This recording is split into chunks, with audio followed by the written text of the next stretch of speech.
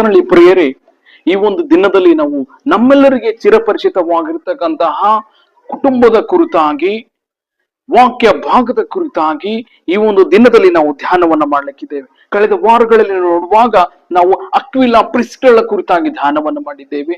ಕಳೆದ ವಾರಗಳಲ್ಲಿ ನೋಡುವಾಗ ನಾವು ಅಹಾಬನು ಇಜ್ಬೇಲನ ಕುರಿತಾಗಿ ನಾವು ಧ್ಯಾನವನ್ನು ಮಾಡಿದ್ದೇವೆ. ಈ ಒಂದು ದಿನದಲ್ಲಿ ನಾವು ಆ ಒಂದು ಅನನೀಯ ಸಫೀರಳ ವಿಷಯವಾಗಿ ನಾವು ಧ್ಯಾನವನ್ನ ಮಾಡ್ಲಿಕ್ಕಿದ್ದೇವೆ. ಈ ಅನನೀಯ ಸಫೀರಳ ವಿಷಯವನ್ನ ನಮಗೆ ಈಗಾಗಲೇ ಗೊತ್ತಿದ್ದ ಹಾಗೆ ನಾವು ಅನೇಕ ಸಾರಿ ಇವರ ಕುರಿತಾಗಿ ನಾವು ಧ್ಯಾನವನ್ನ ಮಾಡಿದ್ದೇವೆ, ಇವರ ಕುರಿತಾಗಿ ನಾವು ಓದಿದ್ದೇವೆ. ನಾವು ಇಲ್ಲಿ ನೋಡುವಾಗ ಅಪೊಸ್ತಲರ ಕೃತ್ಯದಲ್ಲಿ 4ನೇ ಅಧ್ಯಾಯ 32ನೇ ವಚನದಲ್ಲಿ ನೋಡುವಾಗ ಅನನೀಯನು ಸಫೀರಳು ಮೋಸ ಮಾಡಿ ಸತ್ತಿದ್ದ ವಿಷಯವಾಗಿ ನಾವು ನೋಡ್ತೇವೆ. ಶಿಷ್ಯರಲ್ಲಿ ಅನೇಕರು ತಮ್ಮ ಆಸ್ತಿಯನ್ನ ಮಾರಿ ಬಂದ ಹಣವನ್ನು ಹೊದುವಾಗಿ ಅನುಭೋಗಿಸುವುದಕ್ಕೆ ಕೊಡಲು ಅನನೀಯನು ಸಫೀರಳು ಮೋಸ ಮಾಡಿ ಸತ್ತದ್ದು ಎಂಬುದಾಗಿ ನೋಡ್ತೇವೆ. ಈ 4ನೇ ಅಧ್ಯಾಯ 32ನೇ ವಚನದಲ್ಲಿ ನೋಡುವಾಗ ನಂಬಿದ ಮಂಡಳಿಯವರ ಹೃದಯವು ಪ್ರಾಣವು ಒಂದೇ ಆಗಿತ್ತು ಎಂಬುದಾಗಿ ನೋಡ್ತೇವೆ. ಆದ್ರೆ ಇದರಲ್ಲಿ ನೋಡುವಾಗ ಅನನ್ಯ ಸಫರಿಯಳು ಅವರು ಕ್ರಿಯೆಯಲ್ಲಿ ಬಂದ ಒಂದು ಭಾಗವನ್ನು ಅವರು ಬಚ್ಚಿಟ್ಟಿದ್ದರು, ಒಂದು ಭಾಗವನ್ನು ಅವರು ಅಪೊಸ್ತಲರ ಒಂದು ಪಾದದ ಬಳಿಯಲ್ಲಿ ಅವರು ಇಟ್ಟಿದ್ದನ್ನ ಎಂಬುದಾಗಿ ನೋಡ್ತೇವೆ. ಅಲ್ಲಿ ವಾಕ್ಯದಲ್ಲಿ ನೋಡುವಾಗ ಅಲ್ಲಿ ಹೇಳ್ತಾರೆ, ಪವಿತ್ರ ಆತ್ಮನನ್ನ ನೀನು ವಂಚಿಸಿದ್ದೇಕೆ? ಕರ್ತನಲ್ಲಿ ಪ್ರಿಯರೇ, ನಾವುಗಳು ಯಾವ ವಿಷಯದಲ್ಲಿ ಪವಿತ್ರಾತ್ಮನ ನಾವು ವಂಚಿಸ್ತಾ ಇದ್ದೇವೆ ಎಂಬುದಾಗಿ ಯೋಚನೆ ಮಾಡಬೇಕಾಗಿದೆ. ಈ ಕಾರ್ಯವನ್ನ ನಿನ್ನ ಹೃದಯದಲ್ಲಿ ಯೋಚಿಸಿಕೊಂಡಿದ್ದು ಹೇಗೆ ಎಂಬುದಾಗಿ ಅನನೀಯ ಸಫರಿಯಳಿಗೆ ಒಂದು ಪ್ರಶ್ನೆ ಮಾಡಿದ್ದನ್ನ ನಾವು ನೋಡ್ತೇವೆ. ಈ ಮಾತುಗಳನ್ನ ಅನನೀಯನು ಕೇಳಿದ ಕೂಡಲೇ ಪ್ರಾಣ ಬಿಟ್ಟನು ಎಂಬುದಾಗಿ ನೋಡ್ತೇವೆ.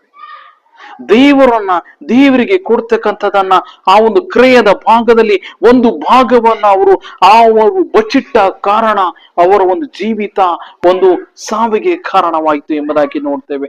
ಸುಮಾರು 3 ಗಂಟೆಯ ಹೊತ್ತಿನ ಮೇಲೆ ಅವನ ಹೆಂಡತಿಯು ಸಭೆಯಲ್ಲಿ ಬಂದಿದ್ದನ್ನ ನೋಡ್ತೇವೆ. ಆಕೆಯು ಹೌದು ನೀನು ಎಷ್ಟಕ್ಕೆ ಮಾರಿದೀಯ ಎಂಬುದಾಗಿ ಕೇಳಿದಾಗ, ಹೌದು ನಾನು ಇಷ್ಟಕ್ಕೆ ಮಾರಿದ್ದೇನೆ ಎಂಬುದಾಗಿ ಅವರು ಕೊಂಡಿದಾಗ, ನೀವಿಬ್ಬರು ಕರ್ತನ ಆತ್ಮವನ್ನು ಪರೀಕ್ಷಿಸಿದ್ದೇಕೆ ಎಂಬುದಾಗಿ, ನೀವು ಪರೀಕ್ಷಿಸುವುದಕ್ಕೆ ಯಾಕೆ ನೀವು ಒಡಬಂಟಿರಿ ಎಂಬುದಾಗಿ ಅಲ್ಲಿ ಕೇಳಿದ್ದನ್ನ ನೋಡ್ತೇವೆ. ಕರ್ತನಲ್ಲಿ ಪ್ರಿಯರೇ, ಅಲ್ಲಿ ನೋಡುವಾಗ ಅನನ್ಯ ಸಫರಿಯಳು ಅವರು ದುಡ್ಡನ್ನ ಅವರು ಪ್ರೀತಿಸಿದರು ಎಂಬುದಾಗಿ ನೋಡ್ತೇವೆ. ಅವರು ನೋಡುವಾಗ ಜನರು ನಮ್ಮನ್ನ ನೋಡಲಿ ಎಂಬುದಾಗಿ ಜನರ ಮುಂದೆ ಎಕ್ಸ್ಟರ್ನಲ್ ಅಪಿಯರೆನ್ಸ್ ಗೋಸ್ಕರವಾಗಿ ಜನರ ಮುಂದೆ ಶಿಷ್ಯರ ಒಂದು ಪಾದದಲ್ಲಿ ಒಂದು ಭಾಗವನ್ನ ತಂದಿಟ್ಟು ಒಂದು ಭಾಗವನ್ನು ಅವರು ಮುಚ್ಚಿಟ್ಟಿದ್ದನ್ನ ನಾವು ನೋಡ್ತೇವೆ. ವಾಕ್ಯದಲ್ಲಿ ನೋಡುವಾಗ ಅವರು ಜನರ ಒಂದು ಪ್ರೈಸ್ಗಾಗಿ ಜನರ ಒಂದು ಪ್ರೈಸ್ಗಾಗಿ ಅವರು ಇಷ್ಟಪಟ್ಟಿದ್ರು ಎಂಬುದಾಗಿ ನೋಡ್ತೇವೆ. ಈ ಒಂದು ಬಚ್ಚಿಡುವುದರಿಂದ ದೇವರು ಏನು ಅನ್ಕೊಳ್ತಾನೆ, ಈ ಬಚ್ಚಿಟ್ಟುವುದರಿಂದ ಪವಿತ್ರಾತ್ಮನು ಇದನ್ನ ಇಷ್ಟಪಡ್ತಾನ, ದೇವರು ಇದನ್ನ ಇಷ್ಟಪಡ್ತಾನ, ಪವಿತ್ರಾತ್ಮನನ್ನ ನಾನು ಆತನನ್ನ ವಂಚಿಸ್ತಾ ಇದ್ದೇನಾ, ನಾನು ಪವಿತ್ರಾತ್ಮನನ್ನ ಕರ್ತನ ಆತ್ಮವನ್ನ ನಾನು ಪರೀಕ್ಷಿಸ್ತಾ ಇದ್ದೇನೆ ಎಂಬುದಾಗಿ ಅವರು ಆಲೋಚನೆಯನ್ನ ಮಾಡದೆ ಅವರು ಮಾರಿರ್ತಕ್ಕಂಥ ಆ ಒಂದು ಇದರಲ್ಲಿ ಅವರು ಒಂದು ಭಾಗವನ್ನು ಅವರು ಮುಚ್ಚಿಟ್ಟಿದ್ದನ್ನ ನಾವು ನೋಡ್ತೇವೆ.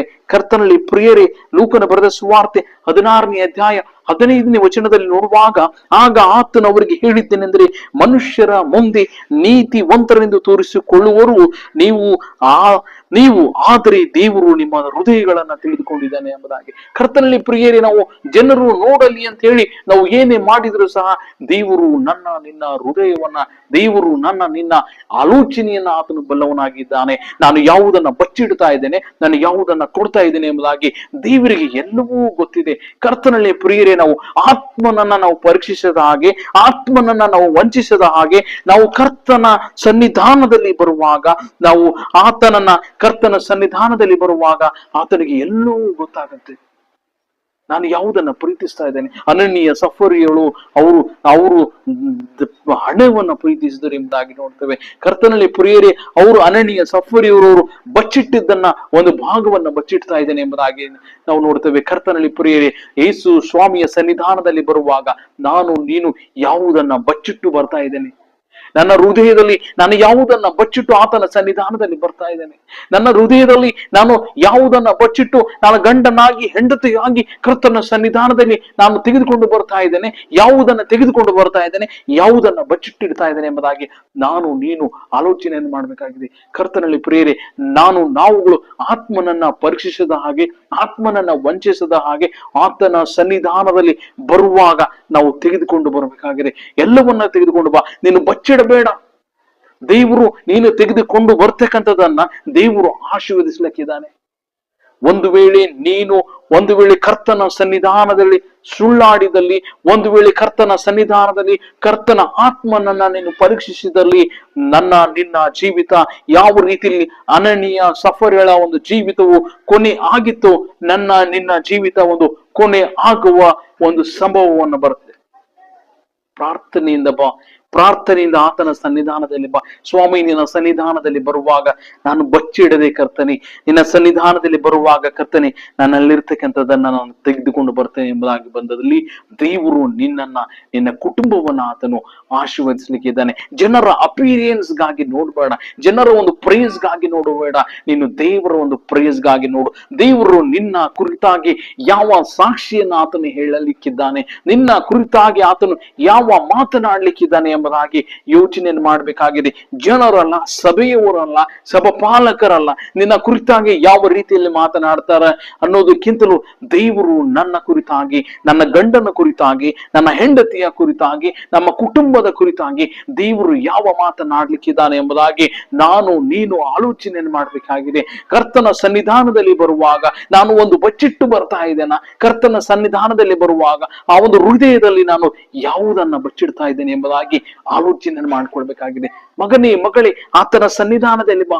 ನಾನು ಮಾಡಿರ್ತಕ್ಕಂಥ ನೀನು ಯಾವುದೇ ಒಂದು ವಿಷಯದಲ್ಲಿ ಕರ್ತನನ್ನ ಪರೀಕ್ಷಿಸಿದಲ್ಲಿ, ನೀನು ಯಾವುದೇ ವಿಷಯದಲ್ಲಿ ಕರ್ತನನ್ನ ಆತ್ಮನನ್ನ ನೀನು ನೋಯಿಸಿದಲ್ಲಿ ಆತನ ಸನ್ನಿಧಾನದಲ್ಲಿ ಪಶ್ಚಾತ್ತಾಪದ ಹೃದಯದಿಂದ ಬರಬೇಕಾಗಿದೆ. ಸ್ವಾಮಿ, ನಿನ್ನ ಸನ್ನಿಧಾನದಲ್ಲಿ ನಾನು ಬರ್ತೇನೆ ಕರ್ತನೆ, ನಾನು ಬಚ್ಚಿಟ್ಟು ಬರೋದಲ್ಲ ದೇವ, ನಾನು ಎಲ್ಲವನ್ನ ತೆಗೆದುಕೊಂಡು ಬರ್ತೇನೆ ಎಂಬುದಾಗಿ ನೀನು ಪ್ರಾರ್ಥನೆಯನ್ನು ಮಾಡುವಾಗ, ನೀನು ಪಶ್ಚಾತ್ತಾಪದ ಹೃದಯದಿಂದ ಕರ್ತನ ಮನಸ್ಸನ್ನ ನೀನು ಪರೀಕ್ಷಿಸಿದಲ್ಲಿ, ಕರ್ತನ ಆತ್ಮನನ್ನ ನೀನು ನೋಯಿಸಿದ್ದಲ್ಲಿ, ನೀನು ಆತನ ಸನ್ನಿಧಾನದಲ್ಲಿ ಪಶ್ಚಾತ್ತಾಪದ ಹೃದಯದಿಂದ ಬರಬೇಕಾಗಿದೆ. ಸ್ವಾಮಿ, ನನ್ನನ್ನು ಕ್ಷಮಿಸು, ನನ್ನ ಕುಟುಂಬವನ್ನು ನೀನು ಬಲಪಡಿಸಿ ಎಂಬುದಾಗಿ ನೀನು ಪ್ರಾರ್ಥನೆಯನ್ನು ಮಾಡು.